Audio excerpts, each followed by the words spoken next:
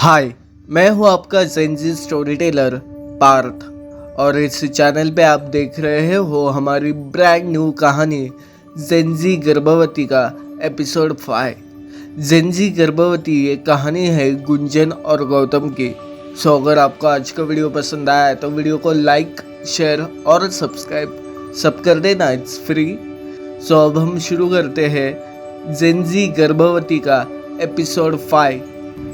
गौतम के घर में आकर अब गुंजन को ऑलमोस्ट 15 दिन हो चुके हैं। धीरे धीरे ये अजीब सी सिचुएशन गुंजन ने एक्सेप्ट की है। यूजुअली गौतम रोज रात का खाना गुंजन को उसके कमरे में देता है।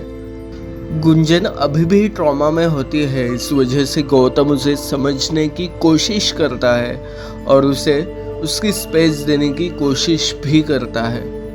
गौतम पूरी तरीके से गुंजन का ख्याल रखने का ट्राई करता है और ऑलमोस्ट वो अपने इस कोशिश में सफल भी होता है। पर आज बहुत दिनों बाद गुंजन अपने कमरे से बाहर आती है। रात का खाना गुंजन अपने कमरे में खाती है तो गौतम हॉल में डाइनिंग टेबल पर बैठकर अकेला ही खाना खाता है। पर आज गुंजन गौतम के पास आती है और कहती है, सर अगर आपको कोई प्रॉब्लम ना हो तो मैं यहाँ आपके साथ बैठकर खाना खा सकती हूँ।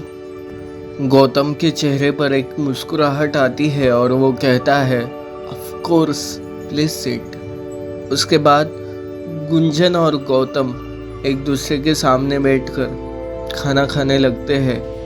वैसे तो उन दोनों के बीच अभी तक बहुत सी बातें नहीं होती, क्योंकि गौतम ने गुंजन को कितना भी कंफर्टेबल करने की कोशिश की हो, तब भी गौतम और गुंजन इन दोनों के बीच एक टीचर और स्टूडेंट का रिश्ता होता है। गुंजन के लिए गौतम बस एक प्रोफेसर होता है और गौतम के लिए भी गुंजन उसके एक स्टूडेंट के अलावा कुछ होती नहीं। धीरे धीरे अब उन दोनों में दोस्ती हो रही है, पर वो दोस्ती भी थोड़ी अलग तरह की है। कुछ दिन बीतने लगते हैं और इस वियर्ड सिचुएशन में गौतम और गुंजन दोनों भी सेटल होने लगते हैं। अब धीरे धीरे प्रेगनेंसी की वजह से गुंजन को क्रेविंग्स होने लगते हैं। एक दिन रात को 2 बजे गुंजन किचन में जाकर फ्रिज में कुछ ढूंढने लगती है। आवाज़ आने की वजह से गौतम की नींद खुलती है और वो भी किचन में जाता है। तब वो गुंजन से पूछता है, गुंजन तुम्हें कुछ चाहिए? गुंजन कहती है, नहीं सर कुछ नहीं। ये कहकर गुंजन वापस अपने कमरे में चली जाती है। थोड़ी देर बाद गौतम देखता है कि गुंजन ने फ्रिज खोला होता है, तो उसे लगता है कि शायद गुंजन को आइसक्रीम या कुछ तो ठंडा खाने की क्रेविंग हो रही होगी। इस वजह से गौतम फौरन एक आइसक्रीम का बड़ा सा डब्बा ऑर्डर करता है और वो ऑर्डर आने के बाद गौतम गुंजन के कमरे में जाता है और उसे आइसक्रीम देता है।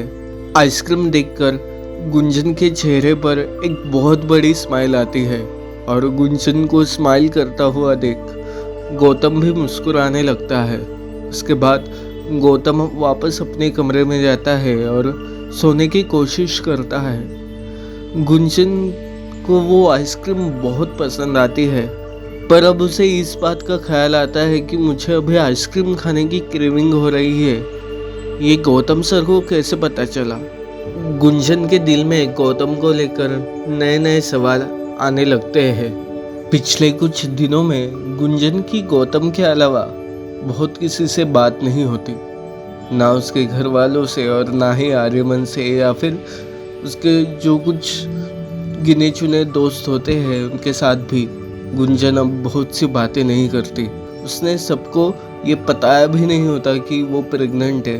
इस वजह से उसकी दुनिया में अब बस गौतम ही गौतम होता है। पर बहुत दिनों बाद गुंजन के फ़ोन पर रिंग बजने लगती है। आखिरकार कौन कॉल कर रहा होगा, ये सवाल गुंजन के दिल में आने लगता है।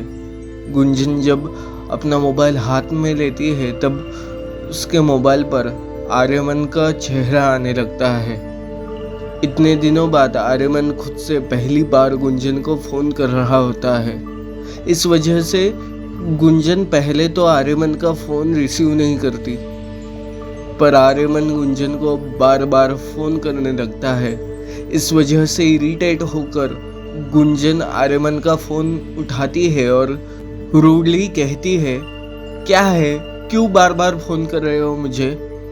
पिछली मुलाकात में आर्यमन ने गुंजन से जो कुछ भी कहा होता है, उसके बाद आर्यमन को पता होता है कि शायद गुंजन की रिएक्शन ऐसी ही होगी, पर फिर भी आर्यमन गुंजन से सवाल करता है, गुंजन कैसे हो तुम। गुंजन रूडली कहती है, तुमसे मतलब।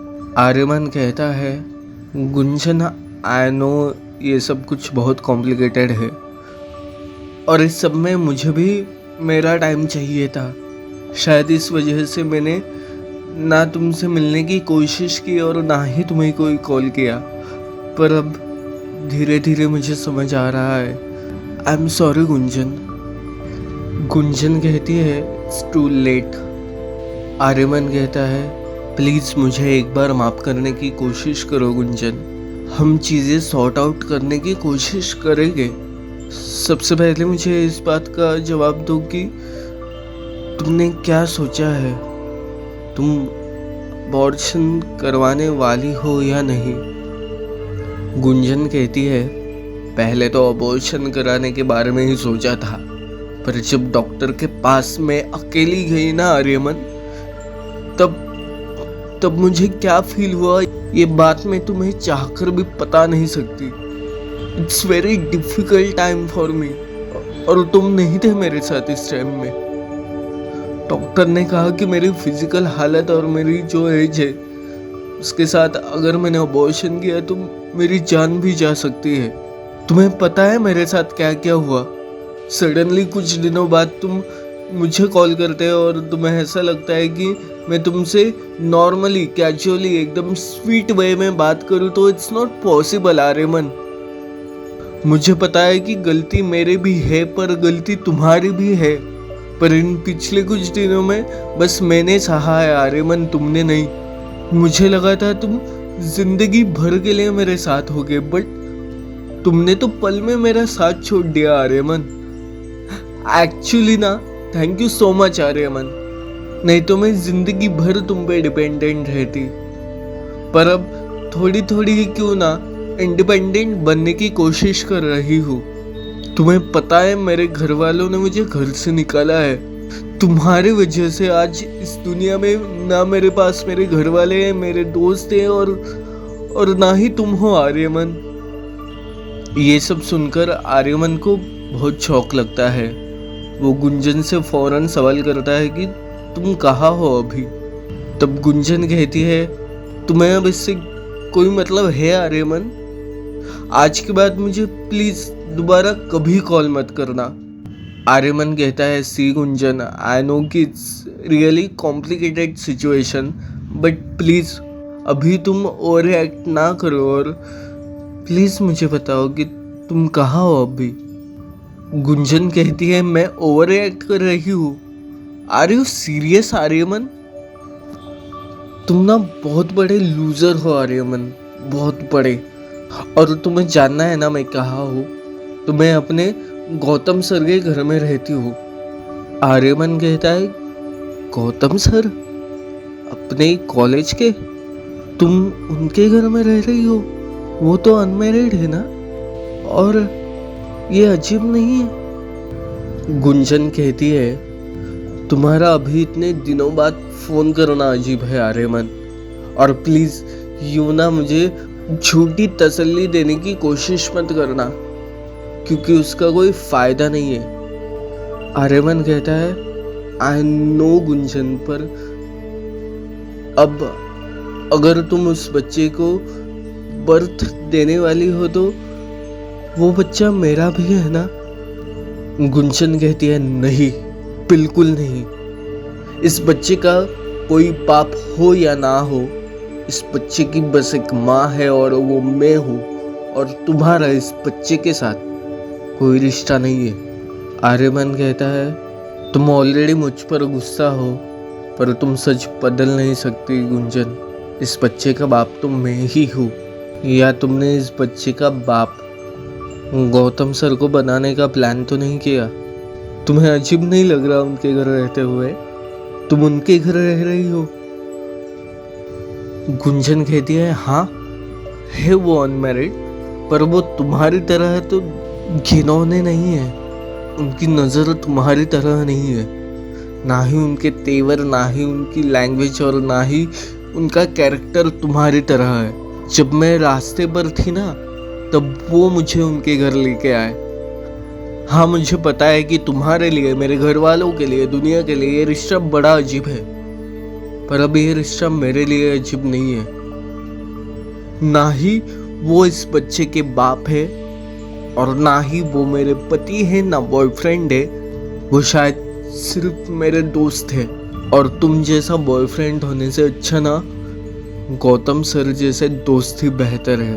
आर्यमन कहता है तुम तो उन्हें दोस्त मान रही हो गुंजन, पर क्या वो भी तुम्हें बस दोस्त मानते हैं?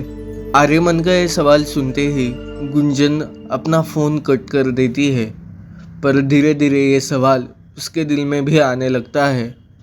आर्यमन ने पूछे इस सवाल का आखिर सच जवाब क्या होगा, और क्या ये सवाल गुंजन गौतम से पूछेगी? इन सारे सवालों के जवाब आपको मिलेंगे अगले एपिसोड में।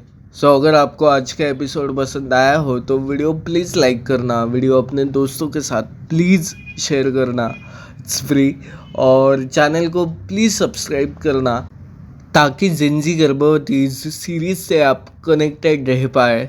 So thank you so much for watching.